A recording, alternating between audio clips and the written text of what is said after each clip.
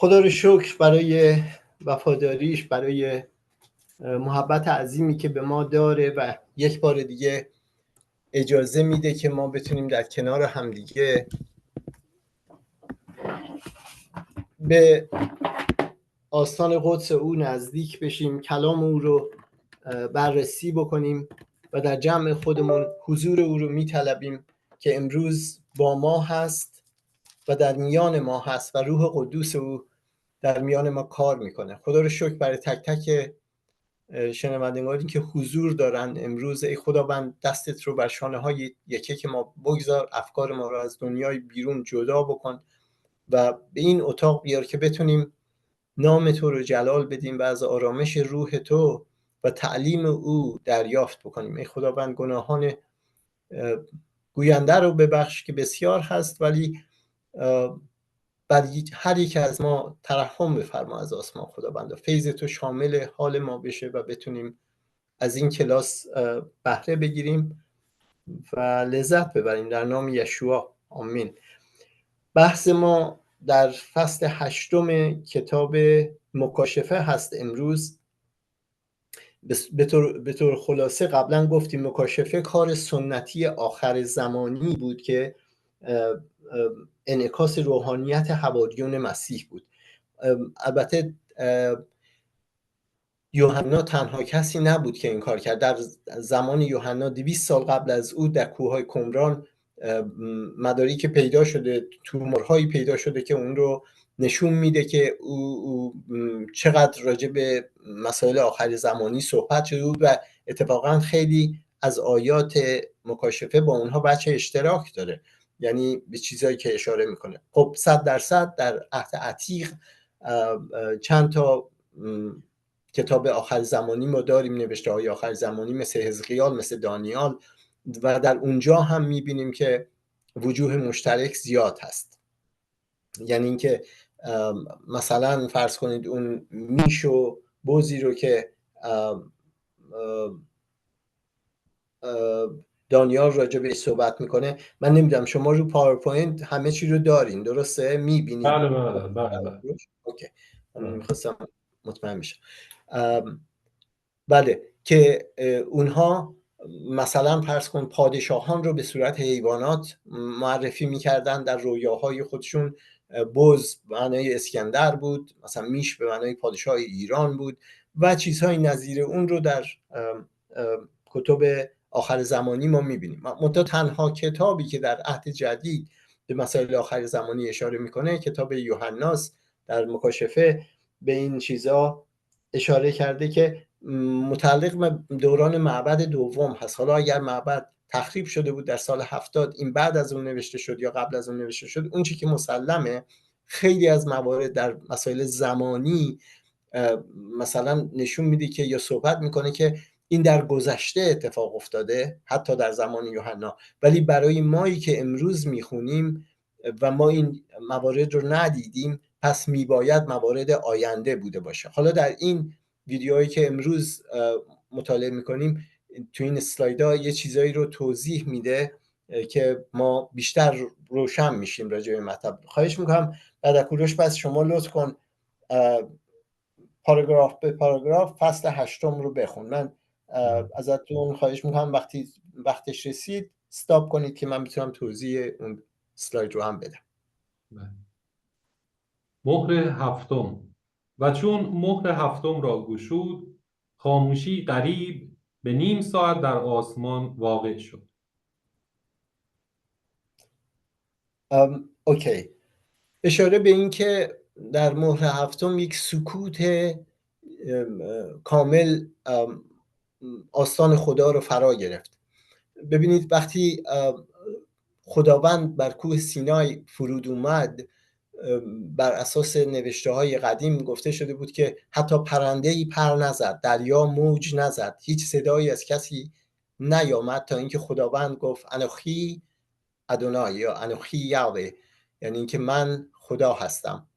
وقتی خدا صحبت میکنه یه سکوت مقدس زمین رو فرا میگیره. ما این رو در کلیساها هم تجربه میکنیم. گاهی اوقات یک باره یه سکوت پدیدار میشه که همه انگار منتظر اون هستن و هیچ کس صدایی ازش در نمیاد. اون سکوت مقدس هست، اون حضور پرجلال خداست و پرقدرت هست. و اینجا میگه نیم ساعت سکوت بود. شاید اینکه خداوند در دادگاه الهی خودش، در آستان خودش میخواد سخنی به زبان بیاره یا میخواد قضاوتی رو پیش ببره، بیان بکنه. اون سکوت شاید به خاطر این بود. این برداشت من هست. البته صحبت‌های زیادی راجع به این میشه که اون سکوت چه بود و چرا بود، ولی من فکر میکنم وقتی دادگاه وارد شور میشه و اون چکش به روی میز خورده میشه، یک سکوت فرا میرسه. بعد با متانت کامل قاضی اعلام وردیکت میکنه، به اصطلاح رأی نهایی دادگاه رو اعلام میکنه. شاید وقتی خداوند میخواد وارد به اصطلاح صحبت بشه یا رأیی رو بده یا سخنی رو با فرشته ها یا با فرزندان خودش در میون بگذاره، اون سکوت لازم هست. من انقدر رو فقط میخواستم توضیح بدم. لطف کن بقیهش رو بخون. و دیدم 7 فرشته را که در حضور خدا ایستادند که به ایشان 7 کرنا داده شد. آمین. همونطور که در این اسلاید میبینید کرنه‌هایی که تو دست اینا هست، کرنه‌های واقعی یا شوفار همینها هستند. ما شوفارهای بلند داریم، شاید نزدیک 1 متر طولش باشه، ولی اون چیزی که ما شوفار مینامیم اینها هستند که برای جنگ، برای پیروزی ها، برای حمله، برای نمیدونم جشن ها، حتی برای عبادت، تا امروز در کنیسه ها اینا رو به صدا در میارن که بازم یه سکوت مقدس کنیسه رو فرا میگیره، بعد دعاها شروع میشه و غیره و غیره. حالا بعداً بیشتر توضیح میدم که این فرق این شوفارها و ظروف دیگه‌ای که برای فرض کنید محض به کار میرفته.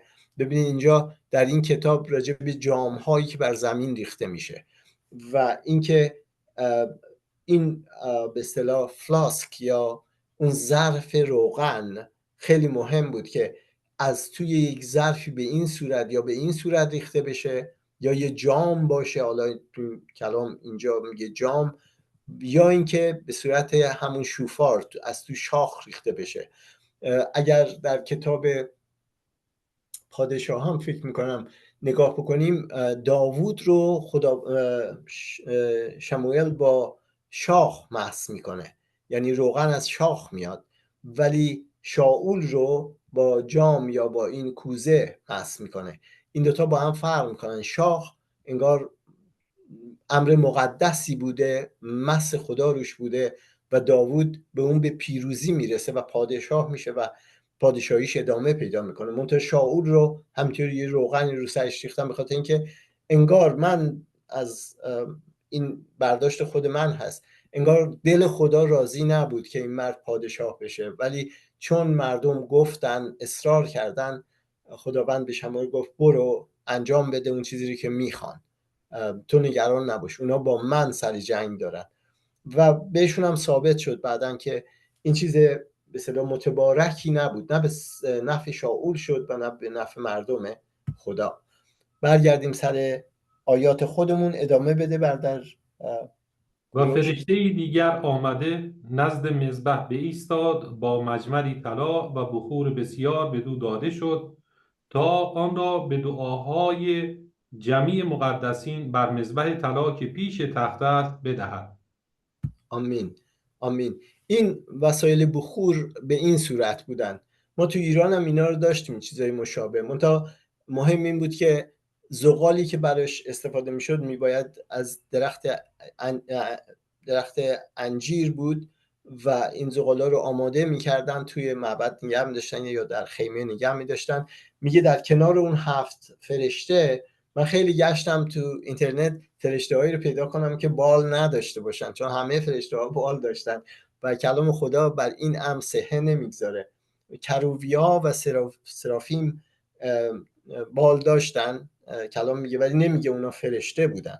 در چه حالت این فرشته ها چجوری است مسلما کلام خدا مکتوب نکرده که اونا بال داشتن. و در ضمن یه دوستی میگفت من رفتم فرشته بخرم، زیرش رو نگاه کردم دیدم نوشته made in China، یعنی در چین ساخته شده. حالا اگر بهش تشریف بردین نگاه کنیم ببینین اصله یا نیست، در چین ساخته شده یا نه. گفتش که فرشته بخوری و دودی را که در نزد خدا این کار رو کرد، گفته میشه که بر اساس نوشته های مسیحی و یهودی که این فرشته میخائیل هست. میخائیل اون تعجبی هست که ما راجع به خداوند داریم، میگه میخمخ ادونای، میگه چه کسی است مانند تو ای خداوند. در خروج وقتی از دریا رد شدن با اون حالت تعجب و امتنان یه همچین چیزی رو به خداوند دعا کردن. پس میخائیل اون فرشته ای هستش که در اون هیبت خداوند در آستان خدا می ایستاد و او میگه بخور رو آورد و این بخور دعای مقدسین بود و اصولا بخور همیشه اون دودی که بالا میره علامت دعاست. اصولا وقتی ما قربانی میگذرونیم و قربانی رو میسوزونیم و دودش بالا میره که بهش میگن اولا، وقتی هولوکاست انجام شد، هولوکاست معنیش همون اولا هست اگر بخوایم تو عبری نگاه بکنیم. بعدن اون رو شعاع نامیدن، هولوکاست رو شعاع نامیدن، ولی در اصل همون دود اجسادی بود که بالا رفت. شاید اونا قربانی هایی بودن که در خود، ولی البته این میگم شیطانیه، ظلمانیه که انسانی قربانی بشه به اون صورت. منتها این اتفاقی که افتاد به صورت دود، هر چیزی که بالا میره به نزد خدا. آنگاه فرشته بخورسوز را برگرفت و از آتش مذبح اون را بیاکند و بر زمین انداخت. حالا ببینیم چه اتفاقی میفته وقتی این آتش ها به روی زمین میفتن. ما چجور میتونیم این رو تعبیر بکنیم؟ شاید متئور میفته رو زمین، شاید آتش از آسمون میاد همونطور که در سدوم و قموره افتاد و تا به امروز میگن گلوله های به اصطلاح نمکینی پیدا میکنن در مناطق دریای مرده در نزدیکی اونجایی که حدس میزنن سدوم و قموره بوده. وقتی توش رو باز میکنین توش گوگرد هست و اینها، و حتی میوه های اونجا هست، بوته هایی هستش که خارج میوه بیرون میوه خیلی قشنگی، توش که باز میکنی پر خاکستره. به چیزهای عجیب غریبی که ما میبینیم میتونیم حدس بزنیم که یه همچه اتفاقاتی میتونه در روی زمین بیفته. من بچه که بودم برادر من یه تیکه فسفر آورد، ما حوض داشتیم تو خونمون، انداخت توی حوض و این فسفر هم تو راه میرفت مثل یه قایق کوچولو میسوخت، یه شعله آبی رنگ داشت و جلز و بلز میکرد و دور و برش آب میجوشید مثل این قرصای جوشان. و منظور اینه که میتونه فسفر در آب بسوزه و میتونه تگرگ درش فسفر باشه و میتونه همه اینا آتشزا باشه. همه اینا ممکن هست. میخوام یه انطباقی بدیم در ذهن خودمون، از نظر علم کوچولویی که داریم بتونیم تفکیک کنیم در ذهنمون. میشه یه همچین چیزی باشه؟ خب میشه. حالا من چند تا مورد رو اینجا تو همین اسلایدها آوردم که مقدار بتونیم انطباق بدیم این مسائل رو. خواهش میکنم ادامه بده، بخون برادر کوروش. و دود بخور از دست فرشته با دعاهای مقدسین به حضور خدا بالا رفت. پس آن فرشته مجمر را گرفته از آتش مذبح آن را پر کرد و به سوی زمین انداخت و صداها و رعدها و برقها و زلزله حادث گردید. آمین. آمین. شما تصور کنید اگر یک متئور بزرگ، حتی میگن اگه یک سوزن از خارج از جو با سرعت نور به زمین بخوره میتونه زمین رو نابود بکنه. یه سوزن، منظور اینه که اگر شتاب زیاد باشه، اون فرمولای فیزیک یادمونه یک مقدار که اگه شتاب زیاد باشه میتونه وزن رو مخرب بسازه. اگر حتی وزن بنزی سوزن هم که باشه میتونه با سرعت که بیاد، شما تصور کنید اگر یکی بیاد از کنار شما رد بشه به شما طعنه بزنه، ممکنه شما فقط شونت یه خورده تکون بخوره، ولی همون فرد اگر روی دوچرخه بیاد به شما طعنه بزنه میتونه شما رو پرت کنه. اگر یک ماشین بیاد به سرعت 60 مایل مثلا از کنارتون رد بشه بزنه، خب چقدر مخربه. درسته؟ پس سرعت در شتاب و در اون مومنتوم خیلی اثر داره. اگر جسمی خارجی از یه متئور مثلا از خارج از جو بیاد به زمین بخوره چقدر میتونه مخرب باشه. حالا اگر آتیش خودش هم با خودش بیاره، یعنی به سرعت بیاد و اینا معمولا وقتی از جو رد میشن، حتی اگه آتیش نگرفته باشن اونجا مثل کبریت میسوزن و وقتی به زمین بخورن خیلی مخرب هستن. ادامه بده شیپورها رو بخون برده کوروش. و 7 فرشته ای که 7 کرنا را داشتند خود را مستعد نواختن نمودند و چون اولی به نواخت تگرگ و آتش با خون آمیخته شده واقع گردید و به سوی زمین ریخته شد و ثلث درختان سوخته و هر گیاه سبز سوخته شد. آمین.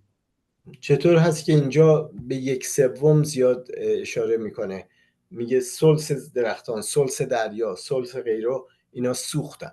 چرا این رو اشاره میکنه من دقیقا نمیدونم، ولی میخواد بگی که نابودی کامل نبود ولی مخرب بود. من این عکس رو اخیراً توی چین اتفاق افتاده که آسمان سرخ شد، به چه دلیلی حالا مشخص نیست، ولی میخوام ببینید که میشه یک همچه پدیده‌ای رو در طبیعت امروز ما هم حتی دید. این کتاب از این به بعد راجع به اصطلاح مسائل آخر زمانی، پدیده های آخر زمانی صحبت میکنه. ما دونه دونه نمیتونیم ریزکاریاش رو در نظر بگیریم، ولی میتونیم یک نوع انطباقی بدیم با طبیعت امروز جهان خودمون که چه اتفاقایی میتونه بیفته. وقتی یه متئور بیفته زمانی، همونی که در چند سال قبل در روسیه اومد، یه مقدار موازات زمین پیش رفت، بعد یک جایی افتاد پایین. وقتی میافتن کریتر ایجاد میکنن، یعنی یک چاله عظیم تولید میشه، ولی در حین رفتنش هم سرعت داره، هم صدا داره، هم رعد، هم وقتی به زمین میخوره زمین لرزه پیش میاره و میگفتن تمام شیشه هایی که تو مسیرش بود، پنجره ها و شیشه ها خورد شده بود در شوروی. حالا اگر اینا زنگ اخبار خداونده، میخواد مردمی رو بیدار بکنه، اگر اتفاقات طبیعیه ما نمیدونیم، ولی میشه تعبیراتی این چنینی کرد. ادامه بده لطف کن، بخون در کوروش. و فرشته دوم بنواخت که ناگاه مثال کوهی بزرگ به آتش افروخته شده به دریا افکنده شد و ثلث دریا خون گردید و ثلث مخلوقات دریایی که جان داشتند بمردند و ثلث کشتی ها تباه گردید. آمین. آمین. خب همینطور ادامه بده، بگذار این چیزایی که مهمتر هست بهشون بپردازیم. و چون فرشته سوم نواخت ناگاه ستاره‌ای عظیم چون چراغی افروخته شده از آسمان فرود آمد، بر ثلث نهرها و چشمه‌های آب افتاد و اسم آن ستاره را افسنتین می‌خواندند و ثلث آبها به افسنتین مبدل گشت و مردمان بسیار از آبهایی که تلخ شده بود مردند. و فرشته چهارم بنواخت و به ثلث آفتاب و ثلث ماه و ثلث ستارگان صدمه رسید تا ثلث آنها تاریک گردید و ثلث روز و ثلث شب همچنین بینور شد. و عقابی را دیدم و شنیدم که در وسط آسمان می پرد و به آواز بلند می گوید وای وای وای بر ساکنان زمین به سبب ممنونم. خداهای دیگر کرنای آن سه فرشته که می باید بنوازند. آمین. بله. ممنونم. آمین. پس می‌بینیم تخریب صورت میگیره. حالا ما بخوایم اینا رو در دنیای امروز خودمون، در طبیعت جهان امروز ببینیم، نمی‌باید نگران باشیم که یه همچی چیزایی ممکنه فردا اتفاق بیفته. من گفتم اون دفعه راجع به گرمای گلخانه‌ای ما میتونیم نگران باشیم، چون گفتن در سال 2030 ممکنه میلیون ها نفر مجبور بشن به اصطلاح اقلیم خودشون رو ترک بکنن به خاطر اینکه قابل زیست نخواهد بود. گرمای زیاد، سرمای زیاد و حتی کشتکار ممکنه صورت نگیره. ولی اینا رو میتونیم چیزی باید میگه تا سال 2035 حتی 1 میلیارد نفر ممکنه مجبور بشن جابجا بشن. اینا رو میشه راجبش به اصطلاح تفکر کرد، به خاطر اینکه ما تو این دنیا داریم زندگی میکنیم و از جانب دیگه یکی از دانشمندای ناسا رو من مصاحبهش شنیده بودم، میگفت وقتی متئورها میخوان به زمین نزدیک بشن ما میتونیم اونا رو در خارج از جو به اصطلاح بزنیم و اونا رو پودر کنیم که نتونن به زمین ما لطمه بزنن و اون دانشجویی که اونجا نشسته بود گفت خب شما چه جوری میتونید مثلا 24 ساعت قبل از اینکه اون به زمین برسه یه همچین کار بکنید؟ گفت نه، ما 50 سال مثلا قبل از اون که این اجرام آسمانی بخوام به زمین نزدیک بشن ما اونا رو رصد میکنیم و میدونیم چه سالی ممکنه به زمین نزدیک بشن و کدومشون ممکنه از جو بگذرن. میگم ما تکلیف خودمون رو بلد، این مشقامون رو خوب میمیسیم و میتونیم، علم امروز به اونجا رسیده که ما بتونیم اینا رو پودر بکنیم قبل از اینکه به زمین برسن. پس یه همچین چیزهایی هست در بیرون، منتها اون چیزی که در زمین ما داریم راجع به افسنتین صحبت میکنه، میگه یه گیاه تلخ هست و موارد دارویی داره، البته استفاده زیاد از اون میتونه مضر باشه، سمی باشه، ولی میگه تلخ هست. پس اون چیزی رو که یوحنا اختیار کرد برای توضیح افکار خودش بیمورد نبود، اون یک زمینه به اصطلاح قبلی داشت از این مطلب که میگه در چه زبانی به چه اسمی خونده میشه. فقط میخواستم اینجا یک چیزایی رو بهتون نشون بدم. ببینید در زمانی که هیروشیما رو زده بودن رادیواکتیو میریزه توی آب و اونهایی که تو اون محیط بودن مجبور شدن بدون به طرف رودخونه ها، چون اولا آتش داشتن، چون گرمای بسیار زیادی اونجا بود، در یک لحظه یکباره 10 برابر خورشید اونجا اشعه و حرارت تولید شد و اینا میدویدن به طرف رودخونه ها، از آب رودخونه میخوردن، بعضیاشون در دم و بعضیاشون بعداً فوت کردن به خاطر اینکه اون آب در جا به رادیواکتیو روش اثر گذاشته بود و مسموم بود. پس افسنتین که میگیم میتونه اون باشه. خب بلایی که انسان میتونه خودش به سر خودش بیاره، حتی دخالت خدا نباشه، ولی به هر صورت میشه اینا رو به این صورتهای تعبیر کرد. اون چیزی راجع به فسفر گفته بودیم در ویتنام وقتی ناپالم انداخته بودن، اون بمب‌ها فسفوری ان، وقتی میریزن به صورت خوشه‌ای تیکه تیکه میشن، رو بدن هر کسی بیفتن از این طرف میره از اون طرف سوراخ میکنه، مثل یه گوله میاد بیرون، ولی تمام راه میسوزونه و حتی بدنهایی که در هوای اون محیط باشن میسوزن. به همین خاطر میبینید این بچه‌ها گریه میکنن، میدوئن و یکیشون هم کاملا برهنه هست. پس آب سمی و بمبارانی که در هیروشیما اتفاق افتاد، بمب فسفوری که در ویتنام انداختن، یه همچه بلایایی رو میتونه به سر جهان بیاره. ما میباید مراقب این چیزها باشیم و جهان خودمون رو از شر، بلا و به اصطلاح طاعون به دور نگه داریم. دعای مقدسین میتونه این باشه، زندگی تقدیس شده میتونه به این امر کمک بکنه. من نمیخوام تبلیغ کشوری رو کرده باشم، مثلا تو آمریکا رو شما نگاه میکنی چقدر برکت هست، چقدر این مردم به خدا خودشون رو نزدیک میکنن. من افرادی رو میشنم، من معلم undergraduate هم، دوره لیسانس هم، وقتی یونانی درس میداد، اون 2 تا 3 تا بچه داره، یکیشون تو سوئد زندگی میکنه، یکیشون هم مثل که تو آمریکا، پسرش تو آمریکا زندگی میکنه، رفته بود تایلند، خودش 2 تا پسر داشت، 2 تا دختر منگول، یعنی بچه‌ای که انگشتاشون کوتاست، گوششون کوتاست، یعنی چیز، ولی اینا آورده بود از یتیم خونه اینجا بزرگ کنه. خب این برکت میاره تو زندگی زمینی ها، تو این کشور. خدا نگاه میکنه به این حرکاتی که ما چجوری زندگی میکنیم. من یک بار سر کلاس همین آقا نشسته بودم، داشت راجع به صورت کلی داشت راجع به سیاست دنیا صحبت میکرد، میگفت حکومت های هر کشوری بر اساس قلب اون مردمی که در اونجا زندگی میکنن بنا میشه، یعنی منابع اعتقادی اونها، تفکراتشون، دل اون مردم میتونه اون حکومت تعیین کننده اون حکومت باشه، اگه ظالم باشه، اگه خوب باشه، اگه بد باشه. و خدا هم ناظر این مطلب هست. همونطور داشت صحبت میکرد یه دفعه انگار از ته کلاسی که برش گفت خلایق هرچه لایق. من تنها ایرانی بودم که اونجا نشسته بودم، اصلا خیلی برام عجیب بود. گفتم خدایا واقعا چقدر درست، اگر انسان ها درست زندگی بکنن، اون حاکمین بر اون سرزمینم دل خوبی خواهند داشت و به اصطلاح زمینشون شفا پیدا خواهد کرد.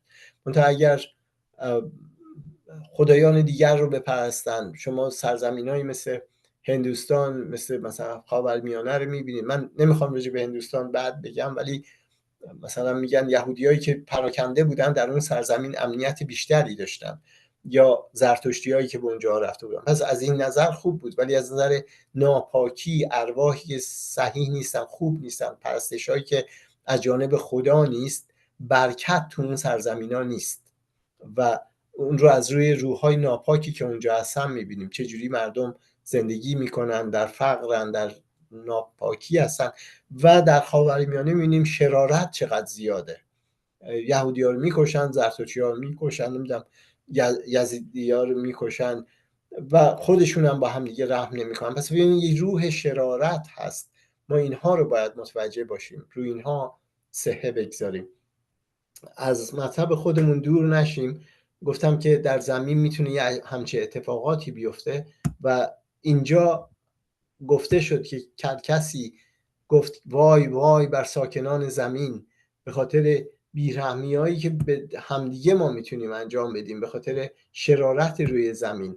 و کلام خدا میگه اگر مردم من که به اسم من خوانده شده‌اند خود را متواضع سازند و دعا بکنن، من از آسمان میشنوم و زمین ایشان را شفا خواهم داد. شفا خود به خود پیش نمیاد. مسئله به نظر من اون چیزی که در شوروی اتفاق افتاد اتفاقی نبود، به خاطر جنگ سرد نبود، به خاطر اسلحه آمریکا نبود، به خاطر دعای میلیون ها انسانی بود که اونجا زندگی میکردن. من با خیلی از روسا صحبت کردم تو همین آمریکا که بچهشون مرده بود، میگفت نمیدونم تو بیمارستان رفتیم دکترها محل نذاشتن فلان، اتفاقاتی که واسهشون افتاده بود. بالاخره مملکتشون رو ترک کردن و نهایتا اون سرزمین فرو ریخت. اون چیزی که خدا بنا نکرده، کلام خداوند میگه ریشه‌کن خواهد شد. سخن رو کوتاه کنیم، لطف کن و در کوروش بقیه رو هم بخون. برادر نادر وارد فصل 9 شدیم، ادامه بدم؟ تموم شد. اوکی. نه. اوکی، من سریعا این اسلایدها رو یه نگاهی میکنیم. ببینید در فصل 9 راجب لجه ها صحبت میکنه در فارسی، در انگلیسی و یونانی میگه ابیسو. این مکان،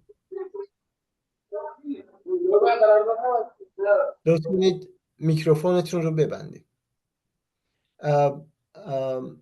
ابیس مکانی هستش که بنا به اون چی که خدایان غیر، معتقدین به خدایان غیر بیان میکردن، فرض کنید سوراخی بود در زمین که انتها نداشت. خب یعنی اینکه یک عمق عظیمی، یک حتی اگه یادتون باشه ما راجع به سزاریه فیلیپ در بلندی‌های جولان صحبت میکردیم که یه غار بود که پر از آب بود و اعتقاد حتی یهودی‌ها این بود که اون آب انتها نداره، ته نداره. خب و یا اینکه در حرکت اونها وقتی عیسی گفت بیایید از گنسرت رد بشیم بریم اون طرف، اینا بین راه وقتی طوفان شد اونها ترسیدن، به خاطر اینکه فکر میکنن الان تو آبی میفتن که اون آب انتها نداره و داخل اون آب، داخل حجم عظیمی از آب، دیوها هستن و این اونا رو هراسان ساخته بود. خب این تفکر در اون سرزمین ها بود، ولی عیسی مسیح بر همه اینها فائق میومد و میگفتش که مثلا یه همچی چیزی نیست و حواریون او هم بعدها منکر یه همچه مواردی بودن، ولی خدایان اطراف اونها به این چیزا معتقد بودن، مردمی که به اون خدایان معتقد بودن. میگه ابیس، از داخل ابیس سوراخی در زمین هست، اونجا شئول نیست، هیدیز نیست، بلکه یک سوراخ عمیق یا گودی عمیقی هستش که دیوها میگه در انتهای اون هستن، حبس شدن. میگه از اونجا این دیوها بیرون میان و این مبحث بعدی ما خواهد بود. اونهایی که مهر خداوند رو ندارن، اونهایی که در زمین زندگی میکنن چطور باشون برخورد میشه و غیره. گفتم بحث رو همینجا میبندیم و با امید خدا تا دیداری دیگر ویدیو رو ضبطش رو کوتاه میکنیم. اگر سوالی چیزی هست لطف کنید بعد از این میتونیم مطرح کنیم. ببینم من کجا میتونم stop sharing. و استاپ